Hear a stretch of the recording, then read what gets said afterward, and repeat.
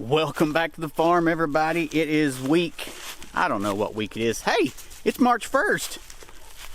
Should have known that. I don't know why I didn't. Anyway, out here just kind of roaming around this morning, getting things started for the day. It is 9 o'clock this morning. Got a little bit late of a start. We had some things happen this morning that I had to take care of. So that kind of set me behind a little bit. But I had a plan of things that we were going to do today. And the dog is messing with where the beehives were at. Anyway, had a list of things I was looking to do.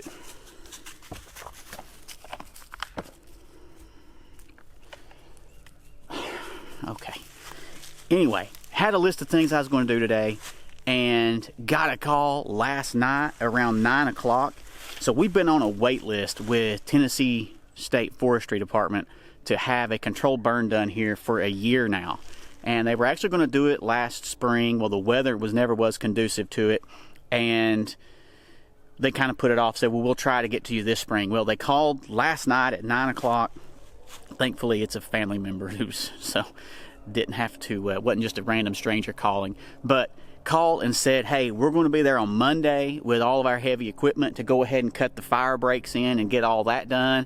And then they're going to play it by ear with the weather and the rain and everything to try to burn the farm in the next week.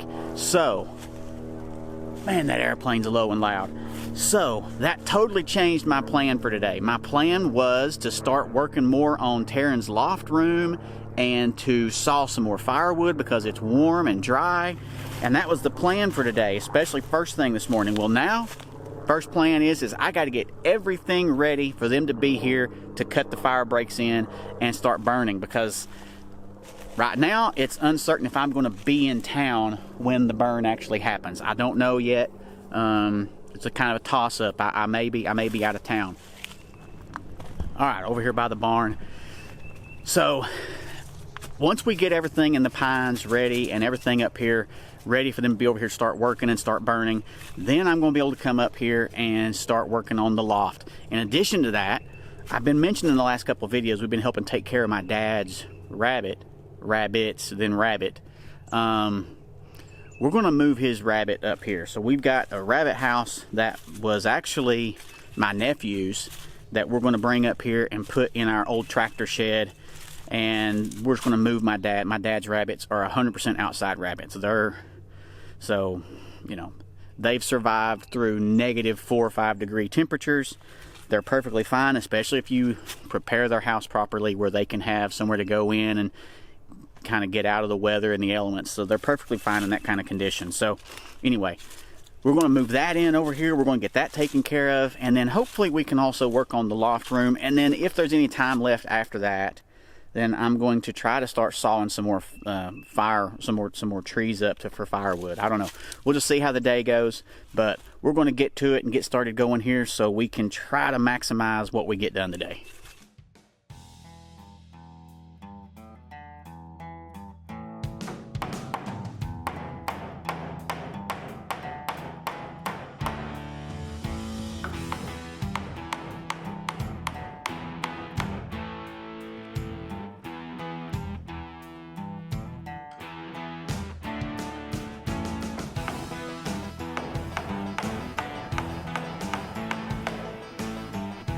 Do a couple of nails on this right here.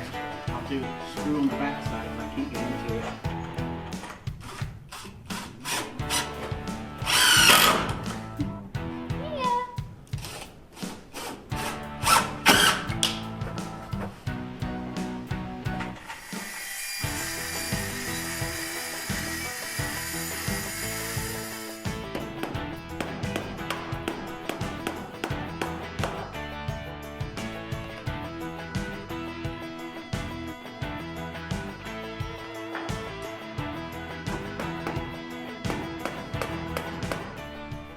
All right, so we got the floor joists put in. We got those put on. Taryn and I got started. The most time-consuming thing was getting the 2 outer double joists put on. So we had to use the double brackets up there, double hangers, and then we had to get all that put together and get those boards joined together, and then we had to go through and measure out where all of the individual hangers were going to go across from each other and make sure that that was all squared up.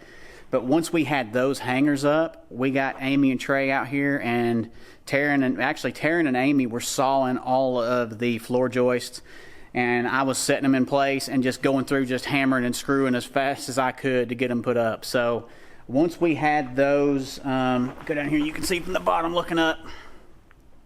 But once we had those hangers put in place, we had everything measured out, it went very quickly. Now we did come up one hanger short. I've got one hanger up here, but I need two, one on either end to make this work. So we're gonna go hit up probably Lowe's or Home Depot tomorrow and pick up some more. The hangers that we were using were a bunch of hangers that my dad had. Some were left over from jobs he had done.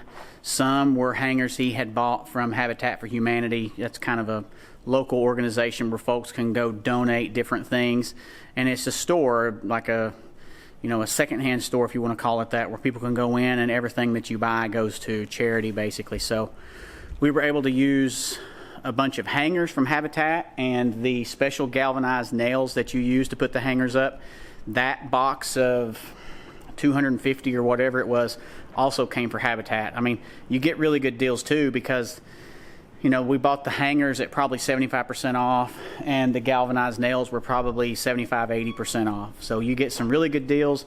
They were new. They still had stickers on them. The box still had a sticker on it. It's just, it's where people take to donate stuff, and then any sales go toward the charitable organizations there. So that's done.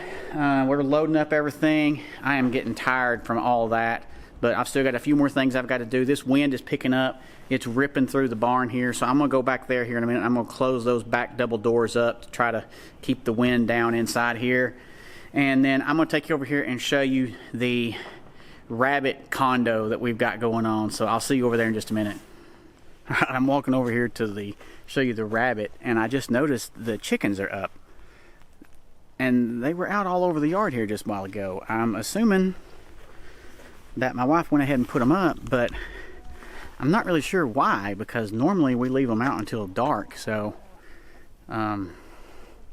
anyway, they've been feeding all around the yard here. We didn't used to let them out because we got so many hawks, and then you've got a few stray dogs that run around up here that cause some issues. I caught a feral cat in the chicken lot here one day that was in there terrorizing them.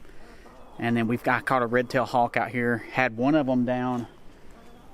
This one over here, I don't know any of their names. Amy and Taryn know their names. To me, it's just like black chicken, red chicken, gray chicken, but whatever.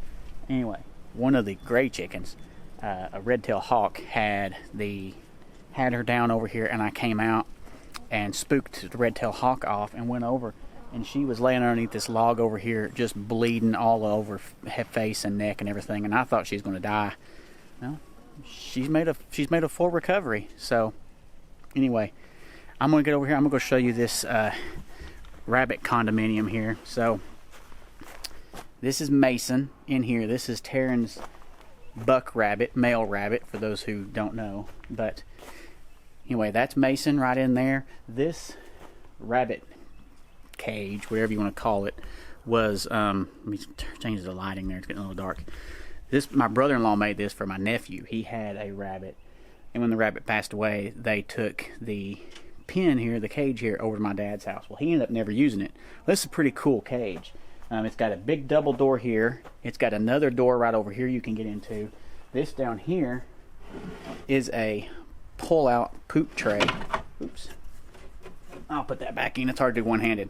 Anyway, so it's got a pull-out poop tray. So whenever the rabbit poops through the screen in there, it falls down on the poop tray.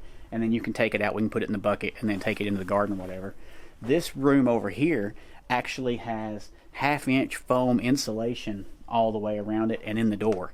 So the rabbit can, and it just has a small hole on the inside for the rabbit to get in here.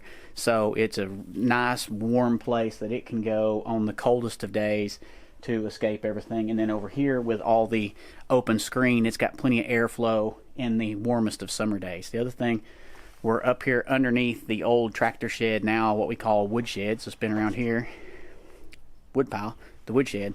So it's in here, it's out of the elements as well, and it's protected from especially in this winter time, it's protected from the harsh north winds, and then also in the summertime when the sun begins to get to be a more northerly orientation, this is going to be in the shade as well. So this is a really safe, protected location. We can see it out our bedroom window and out of our bonus room window to see if there's anything out here messing with it. So anyway, that's a cool thing to have added here. So now we've got my daughter's buck rabbit, Mason, and then we've got my dad's rabbits up here now because he had a procedure done and he's unable to take care of his rabbits. So we had to bring his rabbits up here, and so we're just taking care of his rabbits here. He says he's getting out of the rabbit breeding business and all that stuff. So I don't know what Taryn's going to do there. They're more of pets to her, but she does breed them ever so often and plays with them and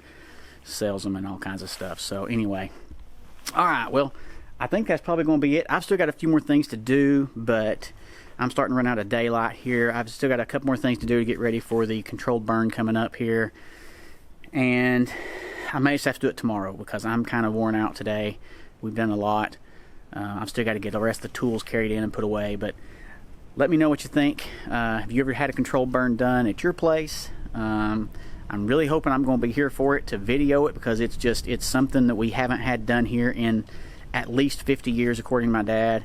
It's a pretty big deal, and just really would like to be here to watch it and be able to video it to share it with you. But hope you have yourself a wonderful week. Thank you for coming along. If you haven't yet, I'd really appreciate it if you go in and you hit the like and subscribe button.